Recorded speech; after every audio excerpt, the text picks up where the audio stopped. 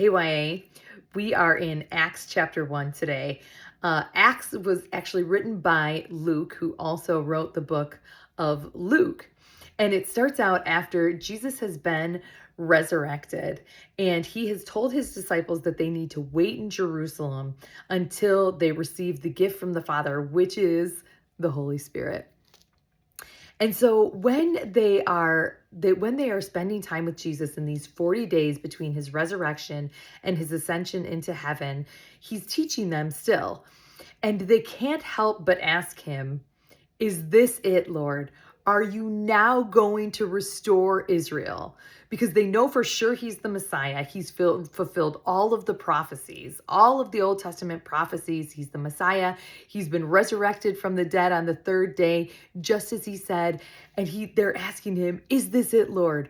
And Jesus' response is actually really interesting. He says, "That is not for you to know. That's only going to be in the Father's authority and in his timing. But what I want you to do is to wait here, and you are going to receive power when the Holy Spirit comes upon you. And then what I want you to do is go out and spread the gospel and be my witnesses in Jerusalem and in Samaria and Judea and to the uttermost parts of the earth."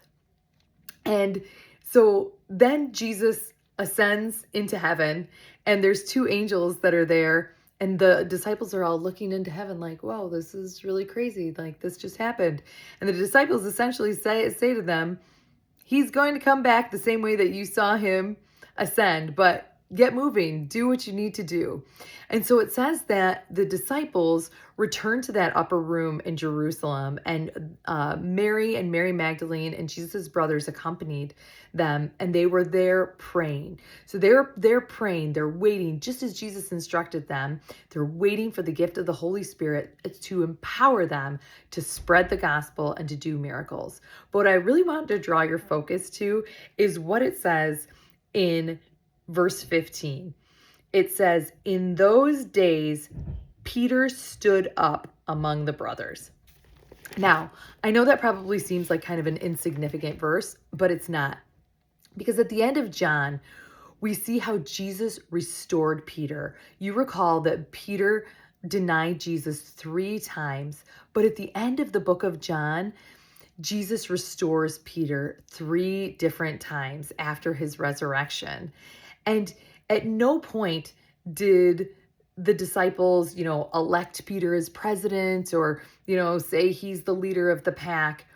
But what happened was Peter felt that he was specifically empowered by Jesus to stand up and to speak after he had prayed that he wanted to continue doing what Jesus had laid on his heart.